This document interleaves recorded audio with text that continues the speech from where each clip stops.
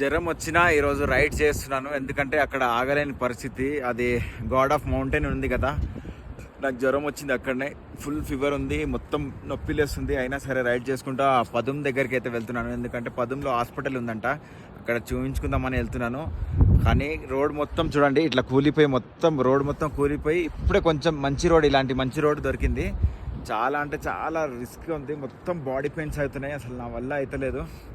ఇప్పుడే జస్ట్ ఈ మంచి రోడ్ తగిలింది అంతే, అప్పటి నుంచి మొత్తం కచ్చా రోడే. నాకైతే ఏడ టైర్ పంచర్ అవుతుంది అని భయం అవుతుంది. ఇంకొకటి నాకైతే ఫుల్ పెయిన్స్ వస్తున్నాయి, మెడల్ గుంజేస్తున్నాయి. ఇప్పుడు పదంలోకి వెళ్ళి అయితే ఇక్కడ నా హాస్పిటల్ దొరికితే చూపించుకొని చూడండి. ఇప్పుడైతే పదం నుంచి ఎట్లయితే బయలుదేరినో, మొత్తం హెల్త్ ఖరాబ్ ఉండే కదా పదంలో, నేను టాబ్లెట్లు వేసుకొని బయలుదేరిన. కొంచెం అయితే ఓకే అనిపించిన తర్వాత బయలుదేరినాం. ఒక 50 కిలోమీటర్ వరకు అయితే రోడ్ క్లియర్గా ఉంటే. ఇప్పుడు చూడండి రోడ్ ఎట్లా ఉంది. ఇంకా ముందర ఏమో చూడండి మొత్తం కూలిపోతుంది, అంటే రిపేర్ చేస్తారు, ఆపేసారు.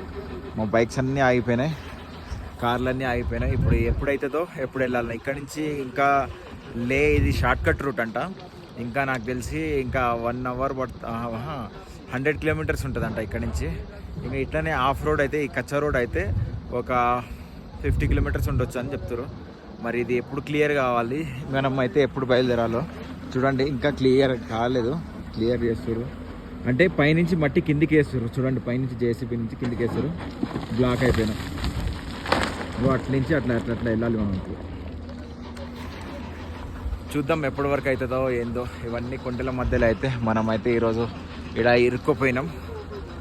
ఎప్పుడు క్లియర్ అయితే ఎప్పుడు పోవాలో. 100 కిలోమీటర్ అంటే ఆఫ్ రోడ్లకు చాలా కష్టమే.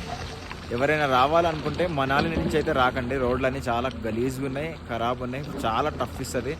ఫస్ట్ టైం వచ్చేటోళ్ళు అయితే శ్రీనగర్ నుంచే వెయిట్ చేసి అయినా శ్రీనగర్ ఓపెన్ అయిన తర్వాత శ్రీనగర్ నుంచి అయితే రండి.